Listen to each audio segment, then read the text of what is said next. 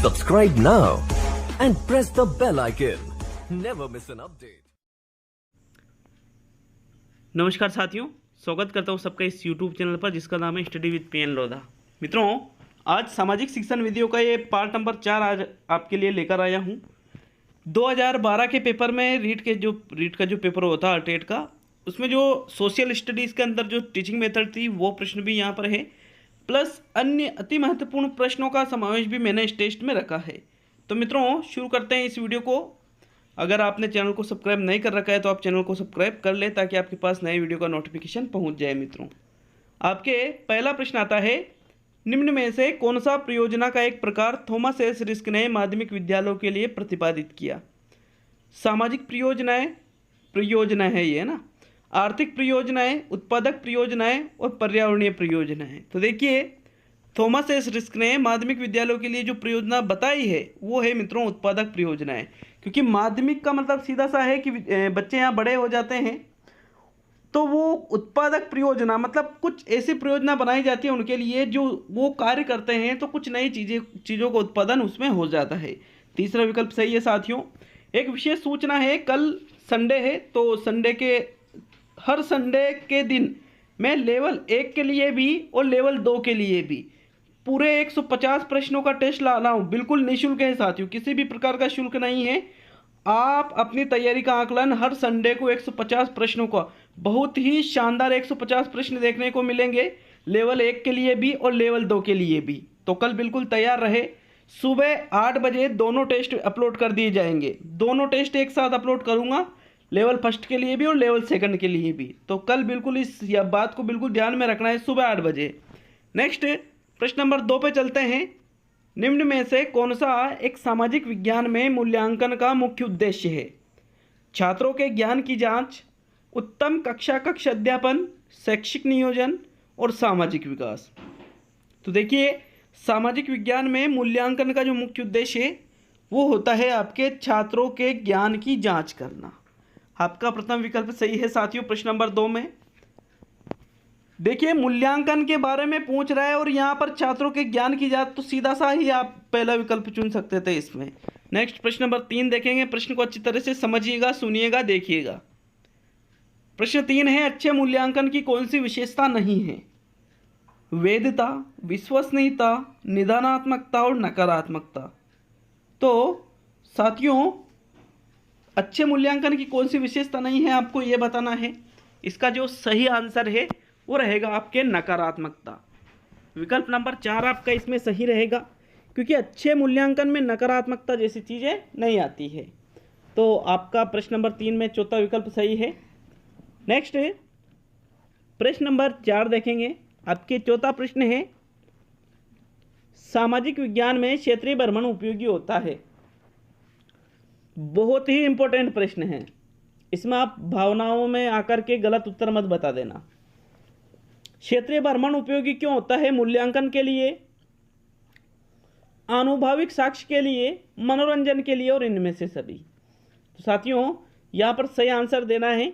आपका जो सही आंसर है वो रहेगा आनुभविक साक्ष्य के लिए, क्योंकि मनोरंजन के लिए क्षेत्रीय भ्रमण उपयोगी नहीं है। बच्चों का मनोरंजन करने के लिए थोड़ी क्षेत्रीय भ्रमण कराया जाता है, इसलिए फिर इनमें से सभी गलत हो गया। अब मूल्यांकन तो और अन्य चीज़ों के माध्यम से भी होता है, लेकिन आनुभविक साक्ष्य क्षेत्रीय भ्रमण के माध्यम से ही प्राप्त होते हैं, इसलिए विकल्प 2 सही है प्रश्न 4 में। नेक्स्ट प्रश्न नंबर 5, सामाजिक विज्ञान में किस प्रकार की शिक्षण सामग्री सबसे उपयोगी होती है? मॉडल, संग्रहालय, दृश्य श्रव्य सामग्री और ड्राइंग उपकरण।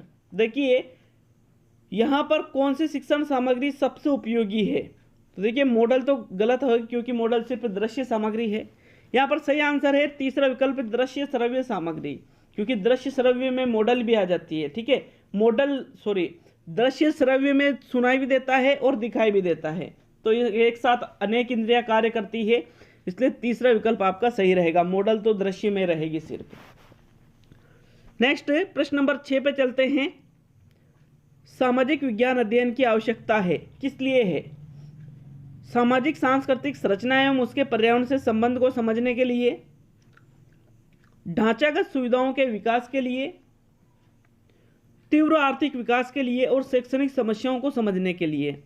तो सामाजिक विज्ञान अध्ययन की आवश्यकता क्यों है साथियों? इसका सही आंसर है सामाजिक सांस्कृतिक संरचना एवं उसके पर्यावरण से संबंध को समझने के लिए ही सामाजिक विज्ञान अध्ययन की आवश्यकता है।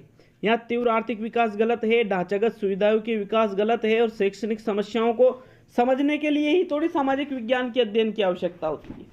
इसलिए आपका प्रथम विकल्प सही है साथियों, प्रश्न नंबर 6 में कोई डाउट नहीं होना चाहिए।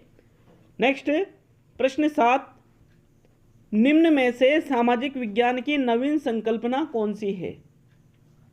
तथ्यात्मक सूचनाओं को एकत्र करना, सामाजिक प्रथाओं का अध्ययन करना, मानवीय संबंधों का अध्ययन एवं समाज को श्रेष्ठ बनाना, और अंतर्राष्ट्रीय संबंधों का अध्ययन करना। देखिए, सामाजिक विज्ञान की नवीन संकल्पना की यहाँ पर बात करें तो आपके नवीन संकल्पना है मानवीय संबंधों का अध्ययन एवं समाज को श्रेष्ठ बनाना। तीसरा विकल्प सही रहेगा इसमें, प्रश्न नंबर 7 में।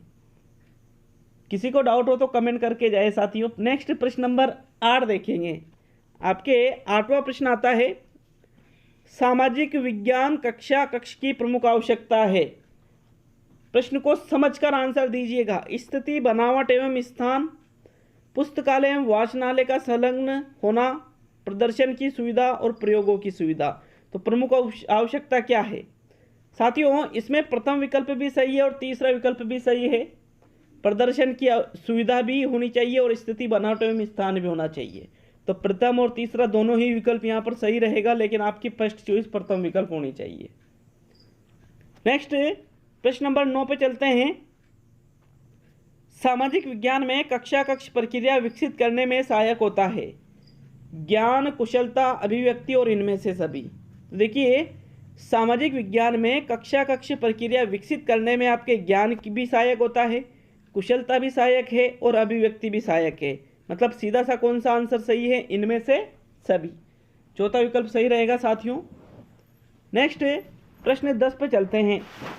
आपके 10वां प्रश्न आता है, सामाजिक विज्ञान अध्ययन की प्रमुख समस्या क्या है? छोटे कक्षा कक्ष, छात्र अध्यापक अनुपात में वृद्धि होना, अप्रशिक्षित अध्यापक और पुस्तकालय सुविधाओं में कमी। तो देखिए, यहाँ पर आपको सही आंसर देना है कि सामाजिक विज्ञान अध्ययन की प्रमुख समस्या क्या है।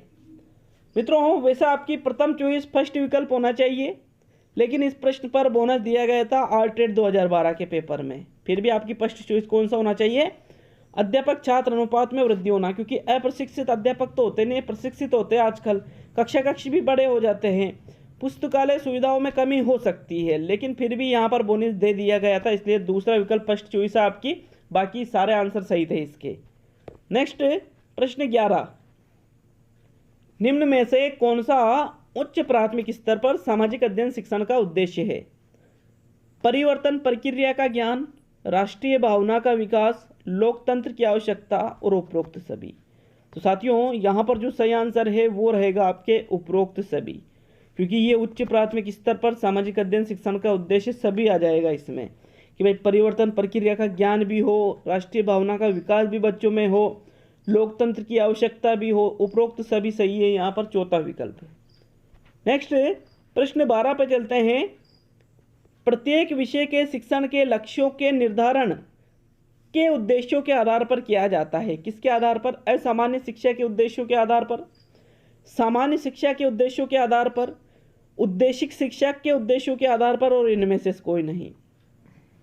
तो मित्रों, राइट आंसर बताइए। इसका जो राइट आंसर है वो रहेगा सामान्य शिक्षा के उद्देश्यों के आधार पर। अब आपको ये तो पता है कि असामान्य शिक्षा तो गलत है, इनमें से कोई नहीं भी गलत है। सिर्फ आपका ध्यान गया होगा मेरे हिसाब से उद्देशिक शिक्षा, क्योंकि आपको ये शब्द क्या थोड़ा नया लगा होगा कि यार ये राइट होगा, तो ऐसा नहीं होता है। सामान्य शिक्षा इसका सही आंसर है, उद्देशिक शिक्षा बिल्कुल गलत आंसर है। कमेंट करके आप बोल सकते हो कि सर इसका तीसरा सही है, लेकिन वो नहीं है, ओनली दूसरा ही विकल्प सही है। नेक्स्ट अगले प्रश्न की ओर बढ़ेंगे साथियों। प्रश्न नंबर 13, किसके अनुसार प्रोजेक्ट एक समस्या मूलक कार्य है जिसका समाधान उसके प्राकृतिक वातावरण में रहते हुए पूर्ण किया जाता है? प्रोफेसर स्टीवेंसन, किलपेट्रिक, गिलक्राइट और आर्मस्ट्रॉन्ग। ये एसएसटी के लिए इतनी ज़्यादा इंपॉर्टेंट परिभाषा है कि चांस है 2021 में भी ये परिभाषा आ जाए। तो बिल्कुल आप इसको लिख लीजिए साथियों, अगर आपके पास नहीं लिखी हुई है तो, कि ये परिभाषा किसने दी है। प्रोजेक्ट एक समस्या मूलक कार्य है जिसका समाधान क्या किया जाता है, उसके प्राकृतिक वातावरण में रहते हुए। ये परिभाषा देने वाले थे प्रोफेसर स्टीवेंसन। प्रथम विकल्प आपका सही रहेगा प्रश्न नंबर 13 में, कोई डाउट नहीं होना चाहिए, लिख लीजिए इस परिभाषा को। प्रश्न 14 पे चलते हैं। कौन सी पद्धति छोटी कक्षाओं में नागरिक शास्त्र के शिक्षण के लिए अधिक उपयुक्त है? अभिनय पद्धति, वाद विवाद पद्धति, कहानी पद्धति और समस्या समाधान पद्धति।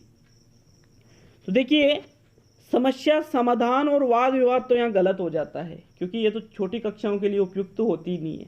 अब अभिनय और कहानी, देखिए मित्रों, नागरिक शास्त्र में अभिनय पद्धति ज़्यादा कारगर नहीं होती है, कहानी पद्धति ज़्यादा सहायक होती है। तो तीसरा विकल्प आपका सही रहेगा प्रश्न नंबर 14 में। नेक्स्ट, आज का अंतिम प्रश्न नंबर 15 देखेंगे। कमेंट करके जरूर बताना कैसा लगा टेस्ट पेपर और कितने क्वेश्चन आपके सही हुए हैं, ये भी बता कर जाना। तो प्रश्न नंबर 15, स्रोत पद्धति के लाभ हैं। अतीत को वास्तविक बनाया जाता है, छात्रों की मानसिक शक्ति को विकसित किया जाता है, उपरोक्त दोनों और इनमें से कोई नहीं। तो साथियों, यहाँ पर आपको सही आंसर देने हैं। कौन सा सही आंसर रहेगा? तो तीसरा विकल्प सही है, उपरोक्त दोनों, मतलब प्रथम भी सही है और दूसरा भी सही है, कि इसमें अतीत को वास्तविक भी बनाया जाता है और छात्रों की मानसिक शक्ति को भी विकसित किया जाता है। तो उपरोक्त दोनों मतलब तीसरा विकल्प। क्लियर है सभी के? कोई डाउट? मिलते हैं मित्रों अगले वीडियो में। कल 8 बजे लेवल 1 और लेवल 2 तैयार रहें। 150 प्रश्नों का टेस्ट, बहुत मेहनत करके वो टेस्ट बनाया है, इस बात का विशेष ध्यान रखना। मज़ा आएगा, गारंटी देता हूँ इस चीज़ का, 150 प्रश्नों को करने में। तो मिलते हैं साथियों अब कल मेगा क्लास में। बहुत बहुत धन्यवाद।